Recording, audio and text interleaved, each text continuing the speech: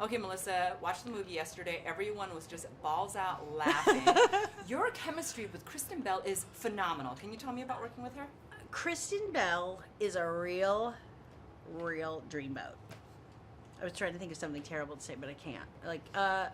It's the first time we've gotten to work together, and we just kind of hit it off immediately. I've met her in passing.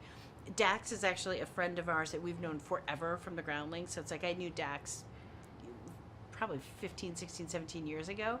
And she's just so fun. I mean, she's super crazy funny, super nice. She makes weird cashew dips and brings it in. You show up with a cashew dip and some kind of healthy chip for me. You had me at cashew dip. Which literally, I still am always like, can you resend me that cashew dip? That's what I like. That's what I bug Kristen Bell about, a cashew dip. Now you guys really have such a lovely relationship that you saw when you were Geppettoing her bra straps, which I thought was like, oh my God, this is actually happening on camera. They're showing that people have breastfeeding bras forever. Yes, that's the whole bra Lollapalooza fight scene. I mean, when we wrote it, we were like, how far will we go? Will Kristen want to go that far? And then she was like, oh, let's get into it. And then Ben made us both have a snack. So our blood sugar was up, and we both got a little feisty, and we really went for it. And at just one point, I was laughing so hard because I had the same thought of like, oh my God, we're actually doing this on camera.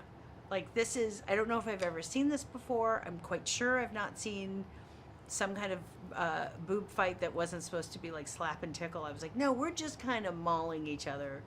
It was like two bears just met and only went at each other's boobs, but it really made me laugh. So tell me, how did you develop Michelle Darnell in this whole film? You know, Michelle Darnell has been with me a long time. It's a character I started about 15 years ago or so at the Groundlings Theater here in LA. Same place I met Ben, same place I met Dax Shepard, Kristen's husband, and a bunch of other people that are in the movie. And it's actually where I met Steve Mallory, who wrote this. He's one of our best friends, and Steve Mallory and I and Ben all wrote The Boss together. But I played her at the Groundlings and just could never let her go. I really was taken with her. I was taken with that energy and just how bombastic she was and how confident, and kind of in the weirdest way, you also kind of thought she made sense, even though she was so extreme. And I just always wanted to go back to her. It's the one that I always thought, oh, I'd like to expand her world. Like a sketch wasn't enough. I'd really like to, and also somebody who's kind of an island unto themselves. I have a real fascination about how do you break that? Someone who's like, I don't need anything. I'm my own person. I want power and money, and I don't need people. It's so opposite me that I find it fascinating. And I thought, what would throw her off her axis? What would crack that veneer and actually make her realize, like, maybe I need people. Maybe a family is not a sign of weakness. And that kind of being that bombastic, and then actually helping her find her kind of humanity, to me, like those two meeting was it just sounded like the right kind of story for me. All right, last question. I've got to ask you about these cameos from Kathy Bates to all the great, Darnell darlings. They're so amazing. So how was it working with them, and who had the hardest time keeping a straight face with all of these amazing comedians?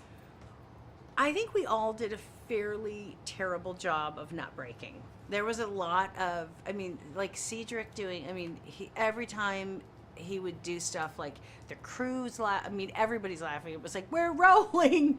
We're actually trying to get it, but it's like you couldn't. Everybody kept laughing. And Kathy Bates coming in and just seeing Kathy doing a long list of profanity.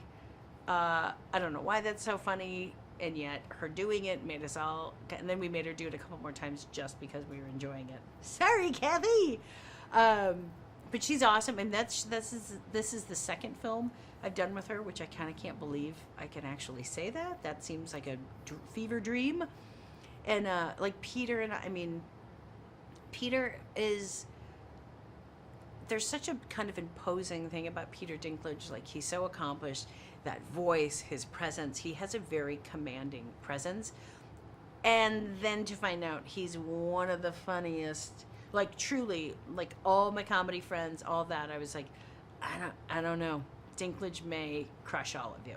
Like, he's so wildly funny. So we all really bombed. And then you have Mike McDonald in, and Steve Mallory, who we wrote it with, is actually at the table. He's the one that I talk about his departed wife. That's who we wrote it with. And I don't know, it was like, it just kind of every day we were blowing takes for different reasons. Sorry.